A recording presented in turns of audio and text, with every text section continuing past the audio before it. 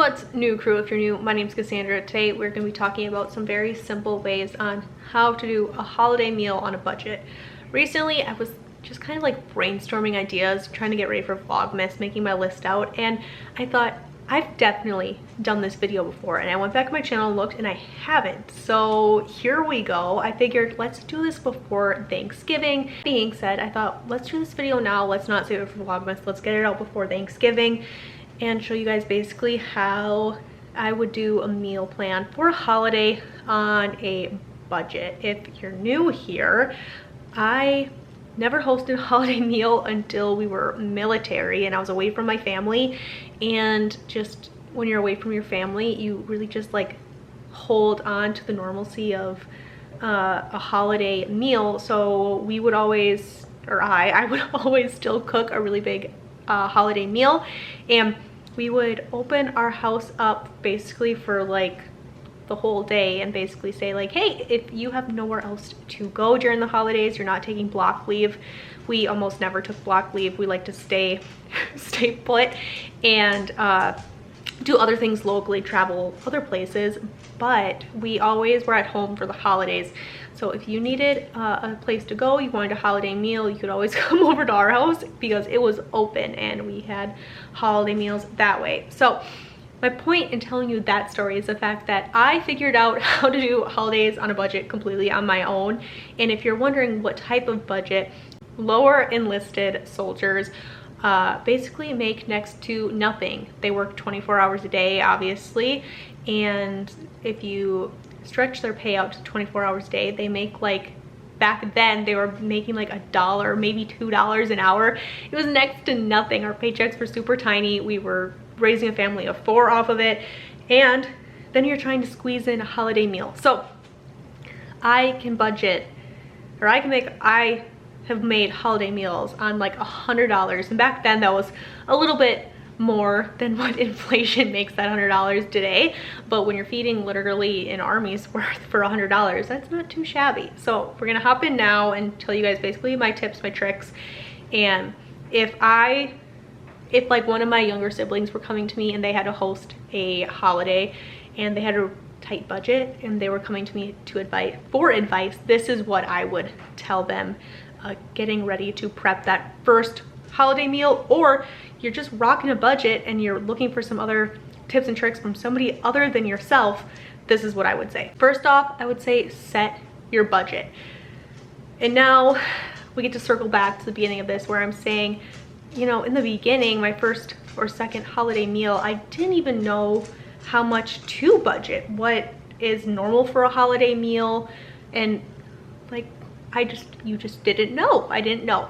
So if that is you this year, I would say pull up your handy dandy phone, open up your laptop or something, hop into like walmart.com, somewhere we can order groceries online. I think Aldi does it, and just hop in and just start adding things to your cart. Think about what you would want for a holiday meal, maybe that being your turkey, your stuffing, your potatoes, whatever it is, your pies, your whipped creams, your drinks, whatever it is you are going to be needing. Add that to your online like pickup order. You don't actually have to place the order if you don't want to, but once you have all your things, it'll give you your total. And if your total is too high, you can X some things, take some things out of your cart. It gives you a little bit of wiggle room where you can play with your budget kind of online, and it might help you narrow down what your actual meal plan will be, just because then you can actually see what's happening. You don't have to walk through the store and hope that you're gonna be in budget. You can kind of do like a play, kind of like a dress rehearsal from home on your couch with your phone or your laptop or whatever, just putting them in on your online order and then play around with it until you get to a budget that you're happy with and a meal plan that you're ultimate. Once you kind of have at least maybe a little bit of idea on what your budget is going to be, I would say shop your holiday sales. This time of year, your mailman is gonna be dropping off tons of coupons, all the things in the holiday flyers for Walmart, your local grocery stores. Aldi this time of year sells turkeys for like $1 a pound, which is really, really great. Look into that.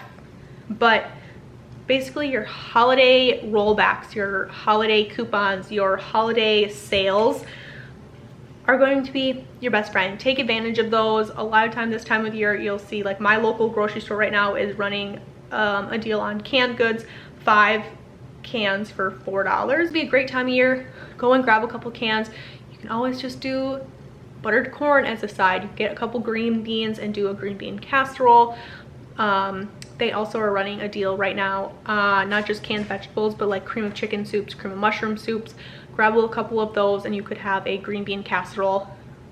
Just a couple of ingredients and really tasty and really budget friendly. You can make a big pot of it for not a whole lot of money, which is also great when you're feeding. I would also say you don't have to price check absolutely every single item.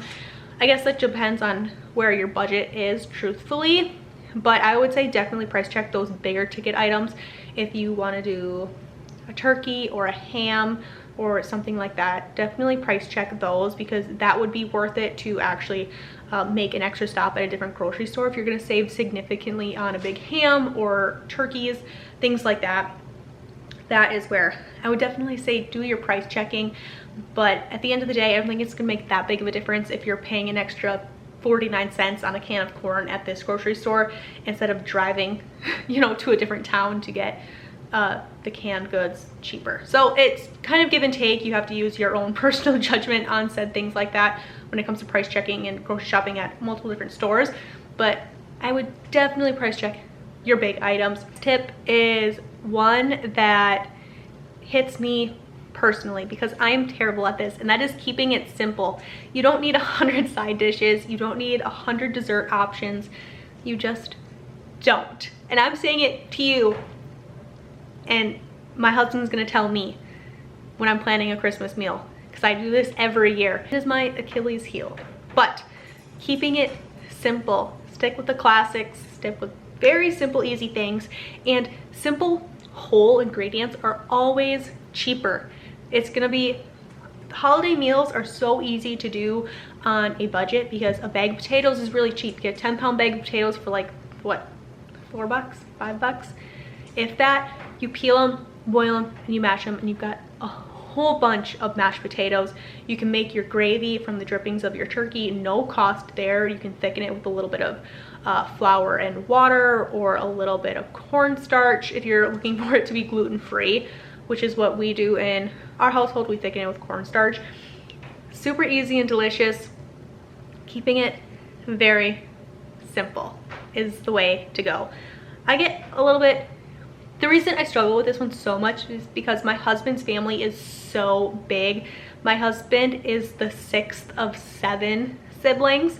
So just his parents and then his 7 siblings who are now all married and all have multiple children. A lot of us have large families. We have 4 kids ourselves. So as you can imagine, it gets to be a lot of people really quickly, and it's to the point now where my in-laws don't just have grandkids, they have great grandkids. So our family, I feel like, grows by 1 or 2 every single year, just because everyone is in their like baby having stage of life. So there's a lot of new ones happening all the time. So that's where I feel like keeping it simple for me personally is hard, because when you're feeding a lot of people, I want to make sure that I have something that everybody actually likes. So that's where I kind of put my foot in my mouth a little bit. But really easy, simple things, as long as you have the basics covered, people will be really, really happy. And this leads me right into my next point, which is, can you do it potluck style? We 100% do it potluck style for my husband. Well, not just for my husband's family, who have a lot of people, but the opposite side of the spectrum. It's just, you know, when my family gets together, it's just my 2 siblings, my dad, and like their partners. So we're maybe adding like 5 or 6 people when I host a holiday meal for my family versus like the 30 that we're adding for my husband's family. So very opposite sides of the spectrum, but we do always do potlucks on both sides of it because it takes the stress off of everybody. Not saying that like when I do holiday meals for my husband's family, I definitely cook like 90% of everything that's happening, but I don't think I've ever seen a holiday from my husband's side of the family where someone's hosting where people don't bring something, even if it's like cans of corn to heat up on the stove, or an extra pie, or whipped cream, venison sausage platter, a cookie platter, some sort of dessert that they made, something. Just ask a couple people in your family, like, hey, do you think you can pick up a pie from the store on your way that day? Maybe they make a super great green bean casserole, because a lot of times if you tell people, hey, I love this casserole that you make, do you think that you could make that and bring it for Thanksgiving? They are almost never gonna tell you no. So just go ahead and ask. And even if only 1 or 2 or even 3 people bring something, it's a couple things that you didn't have to worry about, you didn't have to make, and you didn't have to purchase. So a lot of the times when you have a lot of people coming together, don't take that burden all for yourself. Delegate, ask a couple things, and a lot of the times people are more than happy to bring something, especially if everything else is going to be done. They will gladly bring that dessert or those cookies that everybody really likes, and it's really, really great. With your seasonal items, this time of year, seasonal items are so good. Those are all your root vegetables, your carrots, even things like cabbage, obviously your potatoes, which hopefully everybody's having at Thanksgiving or Christmas time. It's just really, really great. So sticking with those seasonal things are going to save you money. Even things like pumpkin pies, apple pies, things that are more in season, going to be a little bit more budget friendly. So sticking with those things, and simple seasonal items are always the best. Last year I made candied carrots as like a last minute addition to our Christmas meal, and it was the first thing that was gone because I only made a small pot's worth, because it was kind of like, I didn't think to do it. So how I make my candied carrots is I just put carrots in, it can be baby carrots, sliced carrots, it really doesn't matter, on the stove with a whole lot of butter and low heat, a little bit of salt, a little bit of pepper. Let that simmer for a little bit until the carrots are soft. Once the carrots are soft, you can throw in either a little bit of honey or a little bit of brown sugar, and just kind of let that sugar kind of coat those carrots, and it gets so delicious. Easy. It's 3 ingredients, right? It's carrots, butter, and either honey or brown sugar. So delicious. And like I said, it was the first thing that was gone. People were coming back to get a second helping, and it was one of those things where you kept hearing, oh, all the carrots are gone, or who ate all the carrots? So this year I'm definitely making more of those. But sticking with things like that will always keep your budget lower, which is exactly what we are going for today. Also, things that are ultimately going to save you money are things that maybe you can prep ahead. I know for me, especially in the beginning, cooking a whole meal like completely from scratch was just too much for me. It was too overwhelming, especially as a new mom with 2 little kids. It was just not in my wheelhouse. Nowadays I could do that, but back then I definitely couldn't. And even now, sometimes you don't always want to. Sometimes you're just like, I'm gonna scratch the homemade biscuits this time, and we're gonna go with store-bought. There's nothing wrong with that. Absolutely nothing wrong with that. Don't beat yourself up over it. Just, we can't all be grandma level baking when we're not all at grandma level baking. It takes decades to get there. So if you're not there yet, good, because you don't have to be. But knowing what you can prep ahead is ultimately going to save you time, because if you're going to buy a store-bought pie just simply because it's convenient and you don't have the time on Thanksgiving to make your pies with everything else that's going on, prep them ahead. Take a day, a couple days before Thanksgiving, a week before Thanksgiving. You could even do it now if you wanted to. Make your pies, pop them in the freezer. Then on Thanksgiving, all you have to do is put those bad boys in your oven and let them go. You're not dealing with the mess, you're not dealing with the cleanup, and they're just ready to go. But they're still homemade, you still saved that little bit of money, and they're probably gonna taste better than what you buy at the store. That's just the hard truth of it. You can also do things like that with cookie dough balls for Christmas time, which is something that we've been doing. I think I have some right here. I make my cookie dough, or my cookies, from scratch almost always, and we just roll our extras into little balls just like this. I lay them on a cookie sheet in the freezer for like an hour or 2 to par freeze.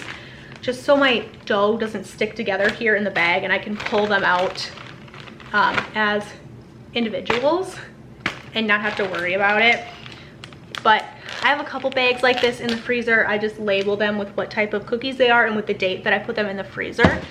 And I will pull those out for, like I said, Thanksgiving, Christmas, and just make a big cookie platter. That way I can do like, whatever, 8 cowboy cookies, 8 chocolate chip, 8 oatmeal raisin, 8 oatmeal chocolate chip, like whatever it is. And I can have a cookie platter with lots of different cookies on it, and it's all from scratch, homemade. But once again, I didn't have to do them or worry about the mess.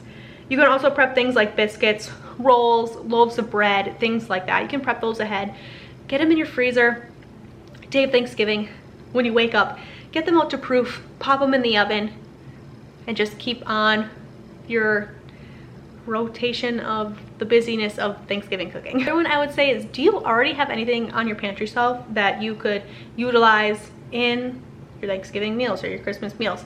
Do you have canned veggies or frozen veggies that you can use?